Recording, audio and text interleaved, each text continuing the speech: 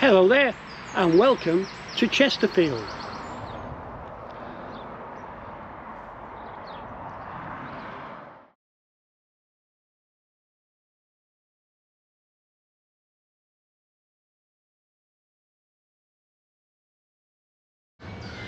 Here in Chesterfield in North Derbyshire, the town's unmistakable claim to fame is its crooked spire.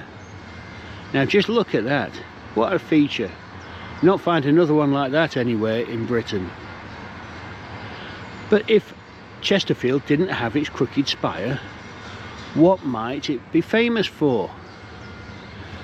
Well, I've been a journalist in and around the town for about half a century now, so I have some ideas about what could replace it as Chesterfield's #1 attraction. In fact, I've come up with a magnificent 7. So come with me and we'll do a quick whistle-stop tour and see how many of these Chesterfield attractions you know about. Yes, we're in a race against the clock today and every minute is going to count, which is why we're beginning our search in the Chesterfield village of Old Brampton. Time doesn't actually stand still here, but it does move at a slower pace than anywhere else in the world. In fact, when you visit Old Brampton, you get more minutes to every hour than anywhere else. What's this all about?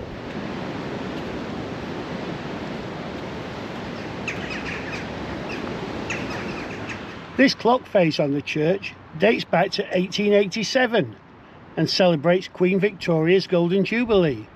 And yes, if you look closely, it has 63 minutes arranged around the dial.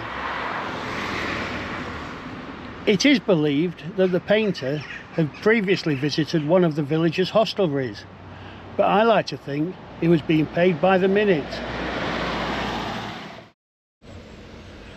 From a crazy clock to a super snail. This is Liz Lemon's creation, and it's been here in Chesterfield by the railway station since 2003. It's a mighty mollusk indeed, and possibly the largest snail in the UK.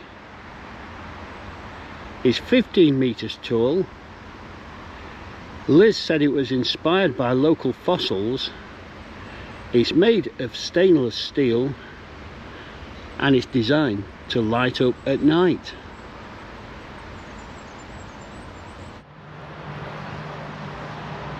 The origins of most sports are lost in the mists of time, but not so the fastest growing sport of the 21st century, which was born here in Chesterfield and has spread throughout the world.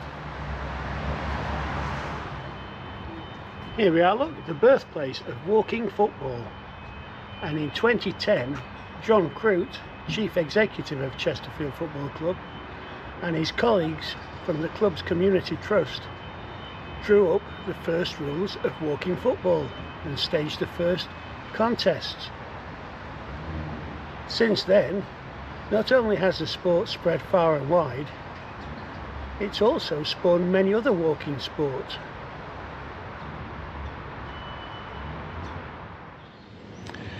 Every day, thousands of people drive past this thatched building at Old Whittington in Chesterfield without realising its historical importance.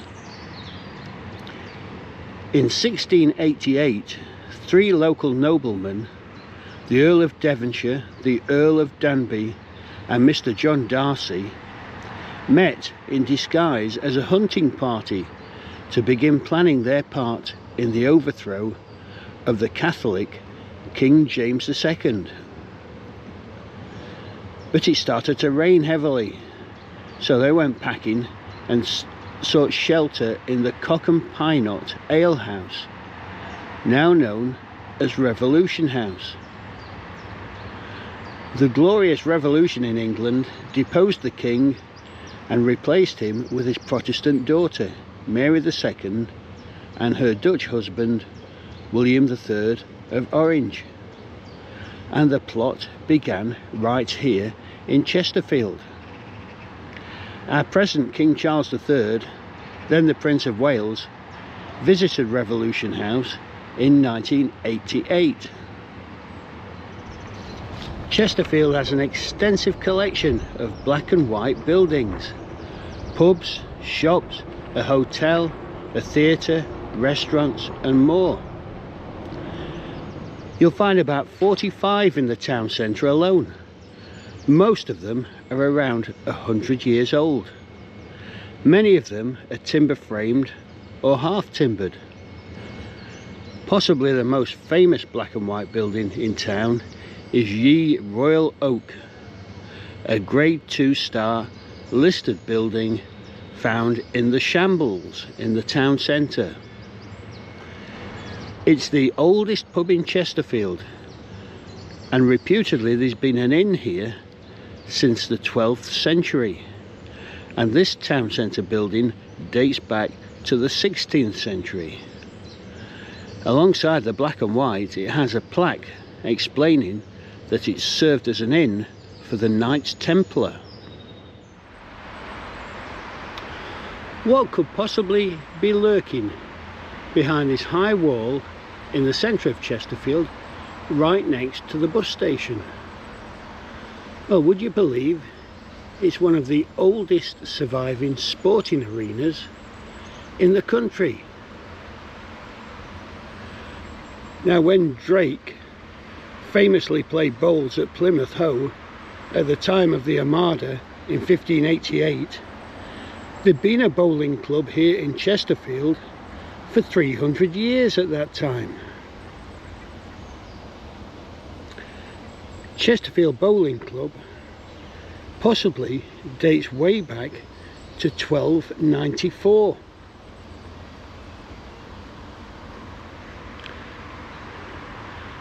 It's a beautiful oasis in the centre of a busy town, and it's been very exclusive membership over the years.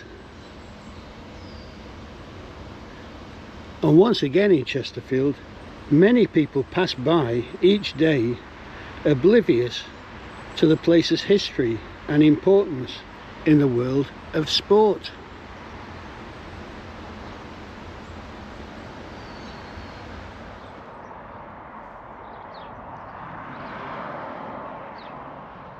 Our next wonder of Chesterfield is a bit of a tall story, and we've come to the highest point of the town to discover it.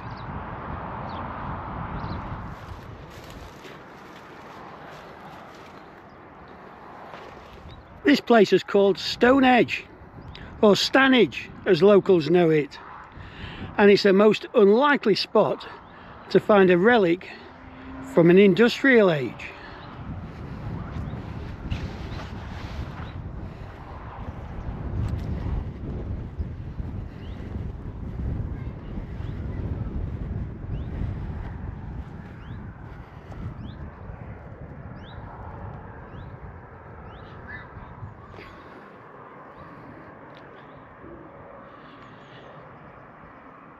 Now, this is a Chesterfield chimney.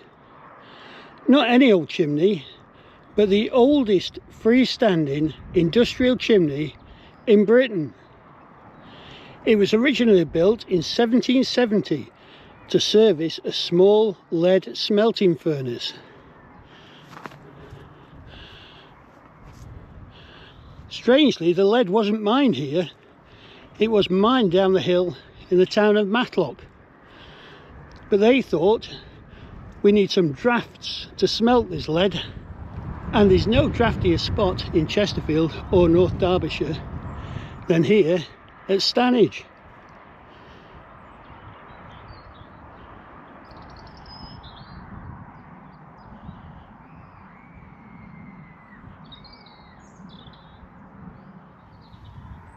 And here we have a plaque with confirmation of this chimney's importance.